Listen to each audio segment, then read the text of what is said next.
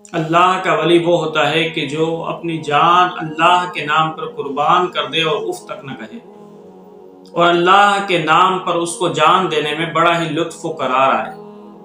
حضرت سلمان فارسی رضی اللہ تعالی عنہ بیان کرتے ہیں کہ ایک مرتبہ حضور صلی اللہ علیہ وسلم صحابہ کے جھرمٹ میں رونق افروز تھے۔ حضور صلی اللہ علیہ وسلم نے فرمایا، میں تمہیں اگلے زمانے کے ایک اللہ کے ولی کا قصہ نہ سناؤں؟ اب سوچیں وہ اللہ کا ولی کتنا خوش نصیب ہوگا کہ جس کا تذکرہ سرکار دو عالم صلی اللہ علیہ وسلم کر رہے ہوں۔ حضور نے فرمایا وہ اللہ کا ولی ایسا اللہ کا ولی تھا کہ ایک مرتبہ قافلے کے ساتھ سفر پر جا رہا تھا، تو راستے میں ایک شیر کھڑا ہو گیا۔ اب قافلے والے آگے نہ جائیں کہ ایسا نہ ہو کہ ہم جائیں آگے تو شیر ہم پر حملہ کر دے۔ اب قافلہ وہاں پر ہی ٹھہر گیا۔ وہ اللہ کا ولی پیچھے سے آیا اور اس نے ایک چھوٹا سا پتھر اٹھایا اور اٹھا کر اس شیر کو مارا، اور شیر اس چھوٹے سے پتھر سے ہی ڈھیر ہو گیا۔ تو لوگ بڑے حیران ہوئے کہ اس چھوٹے سے پتھر سے شیر کیسے مر گیا۔ لوگ کہنے لگے یہ بچہ تو بڑا کرشماتی بچہ ہے۔ آخر یہ چھوٹا سا اللہ کا ولی مشہور ہونے لگا، اور پھر اس کے بارے میں یہ مشہور ہوا کہ یہ مادرزاد اندھوں کو صحیح کر دیتا ہے۔ اگر کوئی لا علاج مریض ہے تو یہ اس کے لیے دعا کرتا ہے، اس کے جسم پر ہاتھ پھیرتا ہے تو اللہ اس کو شفا یاب کر دیتا ہے۔ یہ بات چلتے چلتے بادشاہ کے دربار میں پہنچی، تو وہاں پر ایک وزیر تھا کہ جو آنکھوں سے نابینا تھا۔ وہ اس اللہ کے ولی کے پاس آیا اور آ کر کہا کہ آپ مجھے تندرست کر دیں، میں دیکھ نہیں سکتا، آپ دعا کر دیں کہ میری آنکھیں روشن ہو جائیں، میں دیکھنے لگ جاؤں۔ اس کے بدلے میں آپ جتنے ہیرے چاہیں گے، جواہرات چاہیں گے، اونٹ چاہیں گے، جو کچھ بھی مال و زر آپ چاہیں گے میں آپ کو دینے کو تیار ہوں۔ اللہ کا ولی تو مال سے بے نیاز ہوتا ہے۔ وہ کہنے لگا مجھے تمہارے مال کی ضرورت نہیں ہے، بس ایک شرط ہے میری کہ میں جس رب سے دعا مانگوں تمہاری شفایابی کے لیے، جب تم تندرست ہو جاؤ تو میرے اس رب پر ایمان لے آنا۔ وزیر مرتا تو کیا نہ کرتا، اس کے پاس اور کوئی چارہ بھی نہیں تھا۔ وہ کہنے لگا کہ اگر جس رب سے تو دعا مانگے گا اس رب نے مجھے شفا دے دی تو پھر میں تیرے رب پر ایمان لے آؤں گا۔ اس بچے نے ہاتھ اٹھایا اور کہا کہ یا رب، یہ تیری بارگاہ سے بھاگا ہوا ایک غلام آج تیرے اللہ کے ولی کے در پر آیا ہے، یا اللہ میں دعا کرتا ہوں کہ اس کو تو صحت دے دے۔ اس اللہ کے ولی نے جیسے ہی ہاتھ اٹھا کر نیچے کیے تو اللہ نے اس کی آنکھوں کو تندرست کر دیا۔ وہ بینا ہو گیا، دیکھنے لگ گیا۔ وہ وزیر بڑا خوش ہوا۔ اب وہ بادشاہ کے دربار میں گیا اور بادشاہ کے دربار میں اس چھوٹے سے اللہ کے ولی کا تذکرہ ہونے لگا۔ یہ تذکرہ ہوتے ہوتے بادشاہ تک پہنچا تو بادشاہ نے ایک دل کے اندر محسوس کیا کہ میں لوگوں کو بولتا ہوں کہ خدا میں ہوں، اور اگر وہ بچہ لوگوں کو صحت یاب کرتا رہا، اندھوں کو صحیح کرتا رہا، تو اس کا اثر میری مملکت کے اندر ہو جائے گا۔ پھر ایک وقت آئے گا کہ لوگ اس کی بات مانیں گے، میری بات نہیں مانیں گے، تو میری سلطنت خطرے میں پڑ جائے گی۔ اس نے کیا کیا کہ اللہ کے ولی کو بلایا اور اس بچے سے پوچھا کہ بھئی میرے علاوہ بھی تیرا کوئی اور رب ہے؟ تو وہ اللہ کا ولی تھا۔ اللہ کا ولی تو نڈر ہوتا ہے، حق بات کہنے میں اپنی جان کا بھی خوف نہیں رکھتا۔ وہ کہنے لگا اے بادشاہ، تو میرا رب نہیں ہے، بلکہ ربی و ربک اللہ، جو میرا رب ہے وہی تیرا بھی رب ہے، اس لیے کہ میرے رب نے ہی تمام مخلوقات کو پیدا کیا ہے، تمام چرند پرند، زمین و آسمان، جو کچھ بھی ہے، اشجار، انہار، جتنی بھی چیزیں ہیں اس کائنات کے اندر اور اوپر آسمانوں میں جتنی بھی چیزیں ہیں، سب کو میرے رب نے پیدا کیا ہے، اور تو بھی اس کا ایک ادنا سا غلام ہے۔ اے بادشاہ، تجھ کو بھی میرے رب نے ہی پیدا کیا ہے۔ بادشاہ یہ جواب سن کر اللہ کے ولی کا بہت غصے ہوا اور اس کو یقین ہو گیا کہ یہ تو میری سلطنت کے لیے خطرہ بن جائے گا۔ اب اس نے کیا کیا، ایک کمیٹی تشکیل دی اور ان کو کہا چند سپاہیوں کو کہ اس کو پہاڑ کی چوٹی پر لے جاؤ اور لے جا کر اس کو وہاں سے دھکا دے دینا تاکہ یہ گر کر پاش پاش ہو جائے، وہاں پر ہی ہلاک ہو جائے۔ اب وہ چند سپاہی اس اللہ کے ولی کو پہاڑ کی چوٹی پر لے کر گئے، اور جب گرانے لگے تو اس اللہ کے ولی نے دعا کی، کہا کہ یا اللہ تو جانتا ہے کہ یہ مجھے ہلاک کرنا چاہتے ہیں، اگر میری ہلاکت میں یا رب تیری رضا ہے تو میں ہلاک ہونے کو تیار ہوں، لیکن یا رب اگر تیری رضا نہیں ہے تو پھر مجھے ان دشمنوں سے بچا۔ جب اس نے دعا کی اور ختم ہوئی اس کی دعا تو پہاڑ اس طریقے سے لرزا کہ وہ اللہ کا ولی تو سلامت رہا، لیکن وہ تمام کے تمام سپاہی اس پہاڑ سے گر کر ہلاک ہو گئے۔ وہ اللہ کا ولی ہنستا ہنستا شہر میں داخل ہوا، بادشاہ کے پاس پہنچا، بادشاہ دیکھ کر حیران ہو گیا، کہا کہ تم کیسے صحیح سلامت آ گئے؟ تو وہ اللہ کا ولی کہنے لگا، بادشاہ جس کا میں بندہ ہوں وہ رب مجھ پر نگاہ رکھتا ہے، مجھے دیکھتا ہے، اس میرے رب نے ہی میری حفاظت کی ہے۔ بادشاہ نے دوبارہ ایک کمیٹی تشکیل دی، چند سپاہیوں کو کہا کہ اس کو کشتی میں بٹھا کر بیچ سمندر میں لے کر جاؤ، اور وہاں پر جب بیچ سمندر میں پہنچ جاؤ تو وہاں پر اس کو دھکا دے کر وہاں پر ہی ڈبو دینا۔ وہ سپاہی اس اللہ کے ولی کو کشتی میں بٹھا کر بیچ سمندر میں لے کر گئے۔ جب گرانے لگے تو اس اللہ کے ولی نے دوبارہ دعا کی کہ یا اللہ یہ دشمن مجھے ہلاک کرنا چاہتے ہیں اور تو ہی مجھے کافی ہے، لیکن یا اللہ اگر میری ہلاکت میں تیری رضا ہے تو میں ہلاک ہونے کو تیار ہوں، لیکن یا رب اگر تیری رضا نہیں ہے تو مجھے ان دشمنوں سے بچا۔ جب اللہ کے ولی نے یہ دعا ختم کی تو کشتی ایسے ہچکولے کھانے لگی کہ وہ اللہ کا ولی تو سلامت رہا، لیکن وہ تمام کے تمام سپاہی جو ہے وہ گر کر ہلاک ہو گئے۔ وہ بچہ خوشی خوشی ساحل پر آیا اور پھر شہر میں داخل ہوا، دوبارہ بادشاہ کے پاس پہنچ گیا۔ بادشاہ پھر حیران ہو گیا کہ تم کیسے زندہ سلامت آ گئے؟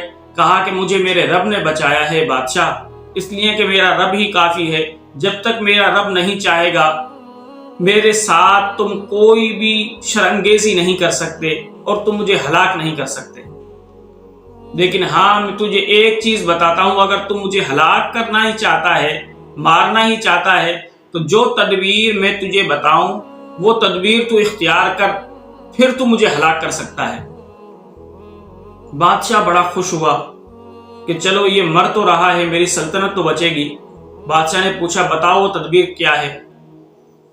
تو وہ اللہ کا ولی کہنے لگا، یہ بادشاہ پوری رعایا کے اندر اعلان کر دو کہ ایک میدان کے اندر آ کر جمع ہو جائے، اور پھر جب تمام رعایا تمام سپاہی ایک میدان میں جمع ہو جائیں تو اس کے بعد تم ترکش سے تیر نکالنا، اور نکال کر اس تیر کو جب مارنے لگو تو پڑھنا بسم اللہ رب الغلامی، کہ میں اس بچے کے رب کے نام سے مارتا ہوں۔ جب تم مجھے وہ ایک کلمہ کہہ کر مارو گے تیر تو میں اسی وقت جو ہے وہ شہید ہو جاؤں گا۔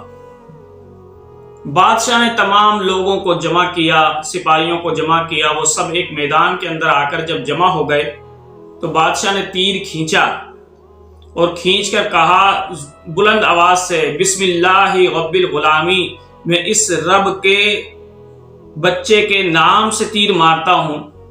جب اس نے یہ کہا کہ میں اس بچے کے رب کے نام سے تیر مارتا ہوں اور اس نے تیر پھینکا تو اس کی کنپٹی پر لگا، اس اللہ کے ولی نے کنپٹی پر ہاتھ رکھا اور وہاں پر ہی جام شہادت نوش کر گیا۔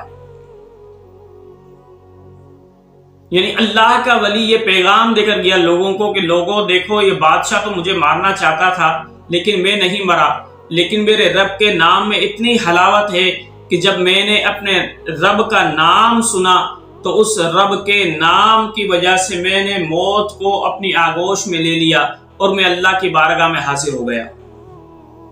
اب جب لوگوں نے یہ حال دیکھا تو وہ کہنے لگے بادشاہ نے پہلے مارنے کی کوشش کی پہاڑ پر، اس وقت یہ نہیں مرا، سمندر میں مارنے کی کوشش کی، اس وقت یہ نہیں مرا، لیکن اب اس بچے کے رب کے نام لے کر، اس بچے کے رب کا نام لے کر اس نے تیر مارا تو یہ بچہ اپنے رب کے نام پر مر گیا، تو وہ کہنے لگے تو پھر یہ ہمارا بادشاہ خدا نہیں ہو سکتا، یہ تو جھوٹا ہے، اس بچے کا رب سچا ہوگا۔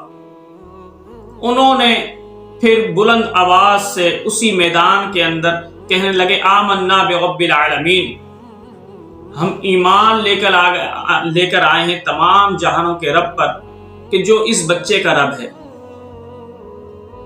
اب اس وقت اللہ کا ولی دیکھیں تبلیغ کرتا علیحدہ علیحدہ کو تو شاید مشکل ہوتا پیغام پہنچانا، لیکن اللہ کے ولی نے یہ تدبیر سوچی کہ جان تو جائے گی لیکن ہزاروں لوگ جو ہے اللہ کی توحید کو مان لیں گے اور اللہ کے محب بن جائیں گے۔ اور یہی ہوا۔ بادشاہ تو سمجھ رہا تھا کہ کوئی توحید پر نہیں آئے گا، کوئی اللہ کے پیغام کو نہیں سنے گا، میری بادشاہت قائم رہے گی، لیکن جب بادشاہ نے دیکھا کہ اس اللہ کے ولی نے جان تو دی لیکن پیغام تو تمام لوگوں کو پہنچا گیا اور وہ تمام کے تمام لوگ ایمان لے کر آ گئے، اب تو مجھے خدا نہیں مانیں گے، اس بچے کے رب کو خدا مانیں گے۔ تو یہ ہوتے ہیں اللہ کے ولی کہ جو اپنی جان بھی اللہ کے لیے قربان کر دیتے ہیں۔ تو اللہ کے ولی اللہ سے اتنی محبت کرتے ہیں، جان تو جان، مال بھی اللہ کی راہ میں قربان کرتے ہیں اور جان بھی اللہ کی راہ میں قربان کرتے ہیں۔ وہ سمجھتے ہیں جو کچھ بھی ہے ہمارا رب کا ہی ہے اور ہم اپنے رب کی رضا پر راضی ہیں۔ حضرت رابعہ عدویہ جو اس امت کی بہت بڑی اللہ کی ولیہ تھیں، ان کے پاس ایک مرتبہ حضرت سفیان ثوری آئے ملاقات کے لیے۔ تو حضرت رابعہ نے پوچھا اے سفیان یہ تو بتاؤ کہ سخاوت کا مطلب کیا ہے؟ تو انہوں نے کہا کہ اے رابعہ سخاوت کی دو تعریفیں ہیں، ایک عمومی کہ جو عوام کی نظر میں ہے، ایک خصوصی کہ جو اللہ کے ولی کی نظر میں ہے۔ تو حضرت رابعہ نے کہا کہ آپ دونوں کی تعریف کر دیں۔ تو وہ کہنے لگا کہ جو شخص مال خرچ کرے اور تمام مال لوگوں کو لٹائے لیکن اسراف میں نہیں بلکہ اللہ کی راہ میں لٹائے تو لوگ اسے سخی کہتے ہیں۔ لیکن یہ تو عوامی نظر میں سخاوت ہے، اور اللہ کے ولی کی نظر میں سخاوت کیا ہے کہ وہ اپنی جان کو اللہ کی راہ میں قربان کر دے اور رگڑتا رہے اپنی جان کو، اور اللہ کے لیے نمازیں پڑھتا رہے، روزے رکھتا رہے، حج کرتا رہے، اپنی جان کو خوب اللہ کی راہ میں رگڑ دے، مال تو مال، اپنی جان بھی اللہ کو دے دے، یہ ہوتی ہے سخاوت۔ حضرت رابعہ نے کہا سفیان تم نے سخاوت کی تعریف ناقص کی ہے، اب میں بتاؤں کہ سخاوت کی تعریف کیا ہے؟ حضرت رابعہ کہنے لگی اے سفیان سخاوت یہ ہے کہ کوئی شخص اللہ کی عبادت کرے اور اللہ کی عبادت میں کوئی غرض نہ رکھے، کوئی لالچ نہ رکھے، کوئی خوف نہ رکھے، کوئی امید نہ رکھے، بلکہ بے غرض ہو کر اللہ کی عبادت کرے، اس کی محبت میں عبادت کرے، تو یہ حقیقی سخاوت ہوتی ہے۔ یعنی محبت حقیقی کیا ہے کہ آپ جنت کی تمام میں اللہ کی عبادت نہ کریں، جہنم کی خوف میں اللہ کی عبادت نہ کریں، ثواب کی امید پر اللہ کی عبادت نہ کریں، بلکہ آپ اس لیے اللہ کی عبادت کریں کہ وہ محبت کے لائق ہے، وہ پیار کے لائق ہے۔ یہ ہوتی ہے حقیقی محبت اللہ سے کہ جو اللہ کے ولی کرتے ہیں۔ اس لیے حضرت فاطمہ رضی اللہ تعالی عنہا گھر کے کام کاج کر کر جب رات ہوتی تو مصلے پر کھڑی ہو جاتی اور مصلے پر کھڑے ہو کر پوری رات عبادت کرتی۔ جب فجر کا ٹائم ہوتا، مؤذن اذان دیتا تو حضرت فاطمہ رضی اللہ تعالی عنہ اللہ کی بارگاہ میں دعا کرتی کہ یا اللہ تو نے رات اتنی چھوٹی بنائی ہے کہ میں تیری جی بھر کر عبادت بھی نہ کر سکی۔ یہ ہوتے ہیں اللہ کے ولی، یہ ہوتی ہیں اللہ کی ولیہ کہ جو اپنی جان بھی اللہ کی راہ میں قربان کر دیتے ہیں، اپنی جان کی بھی پرواہ نہیں کرتے کہ ہمیں تھکاوٹ ہو رہی ہے یا نہیں ہو رہی، ہمیں سر میں درد ہو رہا ہے یا نہیں ہو رہا، ہمیں بھوک لگ رہی ہے یا نہیں لگ رہی، بس وہ ہماتن اللہ کی محبت میں مستغرق رہتے ہیں کہ کسی بھی طریقے سے ہمارا رب جو ہے ہم سے راضی ہو جائے۔ حضرت رابعہ بصریہ جو بہت بڑی اللہ کی ولیہ تھی، ان کی اگر آپ سوانح حیات کو پڑھیں گے تو ان سے پوچھا گیا کہ اے رابعہ تم اللہ کی ولیہ کیسے بنی؟ تو وہ کہنے لگی ہم 4 بہنیں تھے، ماں باپ کے انتقال کے بعد ہم تینوں بہنیں بچھڑ گئے اور میں چوتھی تھی، تو اس لیے مجھے رابعہ کہا جانے لگا، تو میں کسی کی غلام بن گئی۔ وہ مالک مجھ پر بہت سختیاں کیا کرتا تھا۔ ایک مرتبہ میرا ہاتھ ٹوٹ گیا، لیکن مالک پھر بھی مجھ سے کہنے لگا کہ تم کام کرو۔ تو جب رات ہوئی تو میں اللہ کی بارگاہ میں دعا کر رہی تھی کہ یا اللہ، دن بھر میں اپنے مالک کے کام میں لگی رہتی ہوں، رات کو ہی فرصت ملتی ہے کہ میں تجھے یاد کروں، تیری عبادت کروں۔ یا رب، اگر میرا مالک مجھے آزاد کر دے تو پھر میں ہمہ وقت تیری عبادت کرتی رہوں اور تجھے یاد کرتی رہوں، اور تیرے علاوہ میں کسی سے دنیا سے تعلق نہ رکھوں۔ جب میں یہ دعا کر رہی تھی تو اچانک رات کے پہر میں میرا مالک آیا، تو وہ دیکھ کر حیران ہو گیا کہ میرے سر کے اوپر ایک فانوس نما چراغ روشن ہے کہ جس نے پورے کمرے کو روشن کیا ہوا ہے۔ اس نے جب دیکھی میری یہ شان تو اس نے مجھے اللہ کے لیے آزاد کر دیا۔ جب اس نے مجھے آزاد کیا تو میں مخلوق سے الگ تھلگ ہو کر اللہ کو یاد کرنے لگ گئی، اور ہمہ وقت اللہ کو یاد کرتی رہتی تھی، تو اللہ رب ذوالجلال نے مجھے یہ مقام و مرتبہ عطا کر دیا۔ تو یہ ہوتے ہیں اللہ کے ولی کہ جو اپنی جان، اپنا مال، اپنا تن، اپنا من، اپنا دھن، سب کچھ اللہ کی راہ میں قربان کر دیتے ہیں۔